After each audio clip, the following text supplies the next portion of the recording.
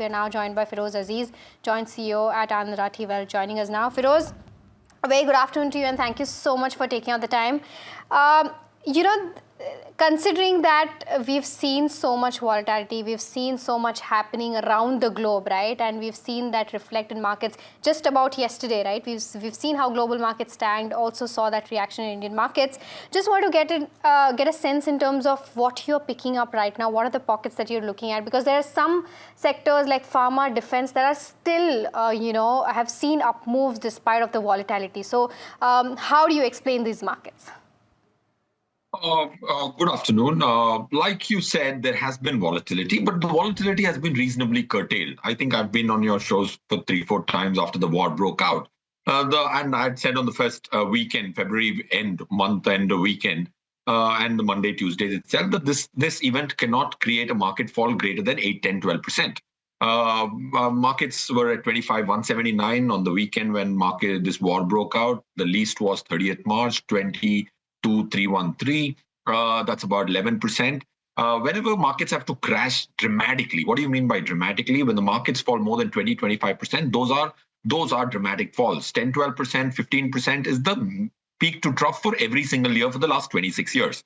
So every investor needs to know what kind of peak to trough travel the market can do. And in the range, if it moves 1% a day or 2% a day, it does not impact an investor, certainly impacts a trader. So point one I'm trying to make is market has been in a range, and this was predicted much in advance when pessimism was at the peak. On that weekend, I read a couple of newspapers which had published articles of 17,000, 19,000, 15,000 also. One of the most prominent articles which was there in a prominent newspaper said 15,000 Nifty, right? If the top 10 stocks of Nifty, which form 54%, and top 10 stocks of Sensex, which form 64%, if they're not at their peaks, it's impossible for the markets to fall 30%. So that's one. Second, I personally think that there are once the war gets over, every time the market goes up beyond where it started falling from. So I wouldn't be surprised if in this calendar year you retrace back the peaks of 26,350 and more once the war settles down. That's what we've seen in 11 out of 12 instances. Third, the crude oil, I've also said the mean median for this financial year on crude oil should be around 85. And that I said when it was 110. And I think that seems to be the case. On the weekend when the war broke out, oil was at 68. So what am I looking at the market? Market is far more buoyant, but the sentiment is far more pessimistic. And mutual funds have delivered 5-7% excess return on Nifty because the broader markets have done well. Small cap callers has also gone. So what I'm trying to tell your viewer is don't be overly pessimistic. The market is not at the trough. And I think the market has a reasonable amount of buoyancy, and that's what an investor, long-term investor, should be interested in. Right. Feroze, you know what? Both the mid-cap as well as the small-cap index, I mean, if you take a look at the broader end of spectrum, right? Today, of course, it's underperforming the benchmarks. But overall, since the lows that they've made, they've recovered quite a bit. Mid-cap, almost an 18%. Small-cap, 250, over 25%, right? Do you think there is, still more action to that in terms of where the broader end of spectrum goes? Do you think there's more action happening there and one should concentrate more in the broader end of spectrum as compared to large caps? See, generally things come into flavor when the rally is done. Okay, on a few shows in the early March, maybe not on your channel, I said small cap is what you need to garner, get as much as you can, right? Of course, being sane in terms of their proportions.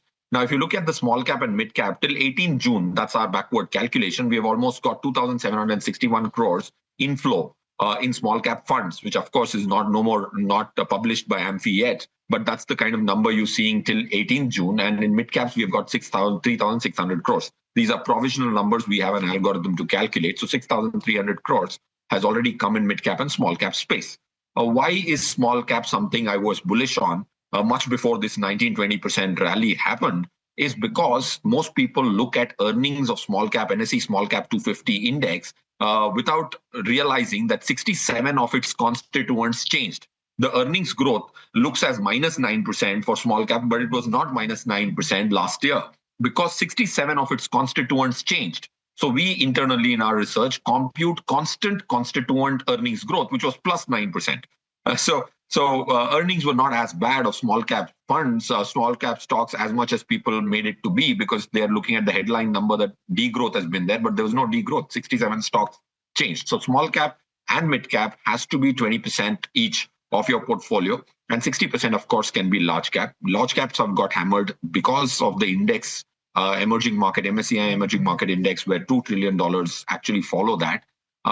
We have lost a lot of money to Korean, Taiwan, and Chinese markets because of weight shifts, which I'm sure everybody has already spoken of. So broader market definitely, but not in proportions greater than 50% in these two segments.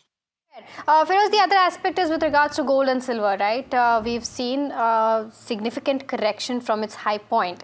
How do you play that now, considering that, of course, silver, we always consider it as a commodity and not as an investment.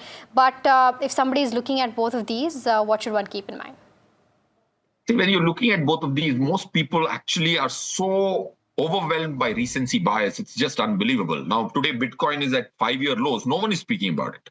Nobody is saying that now let's buy, right? Gold did very well. It was, of course, on your channel, I had given a gold sell call at $4,700, $4,800. It is but obvious. If you look at gold's history, it has done 3 rallies. Like the latest rally was 2011. Where it touched a peak, and then from $2,300, it languished for about 3-4 years, and then at 4 years, it bottomed out at $1,100, $1,200, and then did a rally to reach back its peak of $2,400 after 9 years. Any asset which can be suppressed in dollar terms by 9 years is not even an asset, which I would worth considering in my portfolio. Now, of course, if an asset from $1,700 in April 2024, when 68,000 rupees per 10 grams is what was the price in India, if it moves to 1,76,000, people rush to buy. In April 24, there was a 400 crore outflow in ETFs. In January 24, January 26, when the price was 2.5 times, there was 24,000 crores of inflow. So people generally buy assets after the rally. And I had given a sell call, and today, of course, you see that gold is less than 4,100. Any asset which moves 250%, 200% in a short span of 2 years is basically a lot of recency bias rally, which once it fades, comes back to reality. So I'm not too bullish on gold. Of course, 8-9% dollar returns on gold are possible on a rolling basis, not those astronomical which people provision. Got it. Feroze, thank you so much for taking out the time and giving us that apt perspective on where the markets go, and of course commodity as well. So thank you so much.